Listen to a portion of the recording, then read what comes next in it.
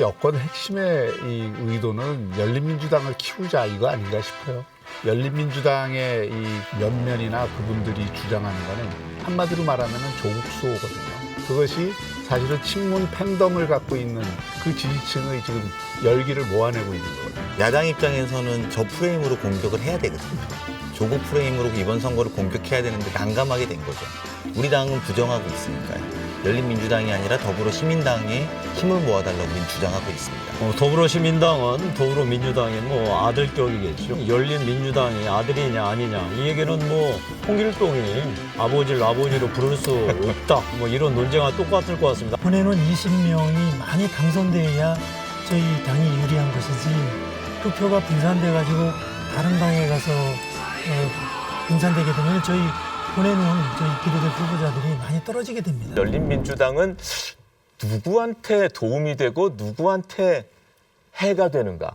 어떻게 보면 민주당한테도 좀 해가 되는 것 같기도 하고 또 범진보의 확산이라고 보면은 또 미래통합당한테도 불리할 것 같고 열린민주당의 성격 어떻게 보고 계세요? 어떻게 보고 계세요? 먼저 한번 야당 쪽에서 어떻게 보시는지. 저도 속을 뻔했어요. 네, 어떻게? 열린민주당이 네. 이 더불어시민당이나 민주당이 반대하는 정당인 줄 알았는데 저는 여권 핵심의 이 의도는 열린민주당을 키우자 이거 아닌가 싶어요. 아, 오히려요. 예, 실제로 지금 그 말씀 그대로죠. 열린민주당이 등장하면서 이 더불어시민당하고 열린민주당 사이에 경쟁 구도가 일어나면서 그쪽에 이 관심도가 높아지고 그것이 전체 파이를 키우는 측면이 분명히 있어요.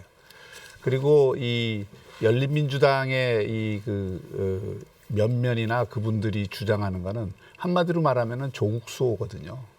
그걸 아예 쟁점으로 내걸었어요. 자신들에게 관심을 집중하기 위해서.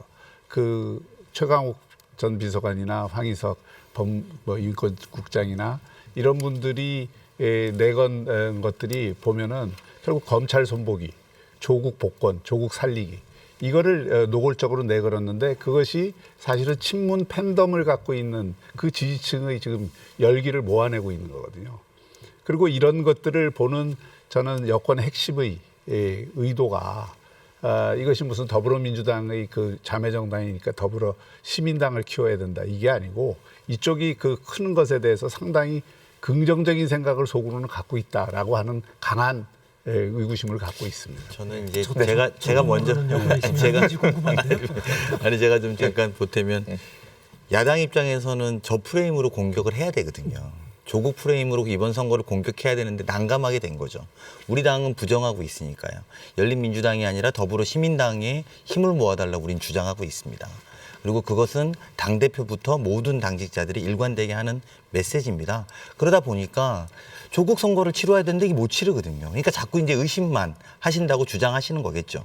저는 이번 과정에서 비례정당을 만드는 과정에서 우리 당도 국민들에게 실망시킨 것에 대해서 저는 송구스럽고 사과해야 된다고 생각합니다. 개인적으로.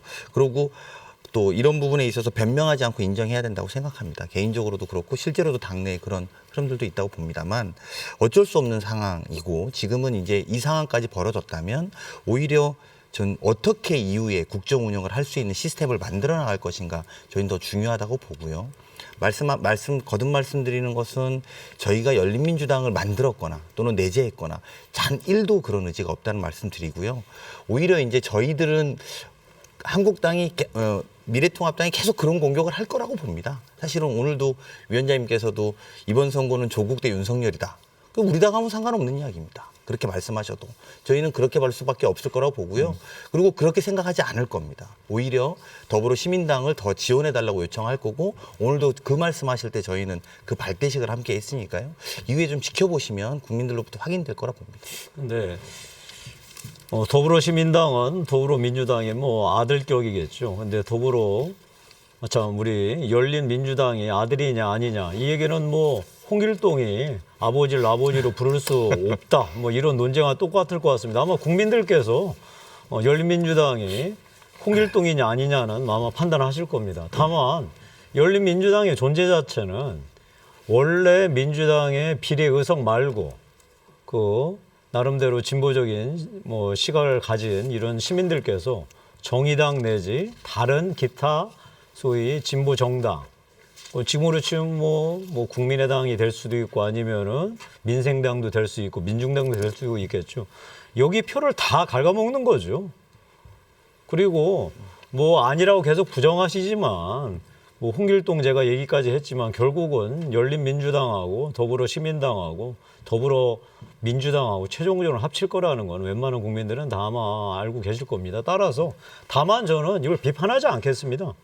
뭐 고도의 선거 전략이라면 그래서 지금 원래 진보적 시각을 가진 그런 유권자들이 정의당이나 그 뭐 민생당이나 민중당에 그러니까 일종의 이제 표를 나눠주기 위한 투표를 할 가능성을 딱 차단하겠다.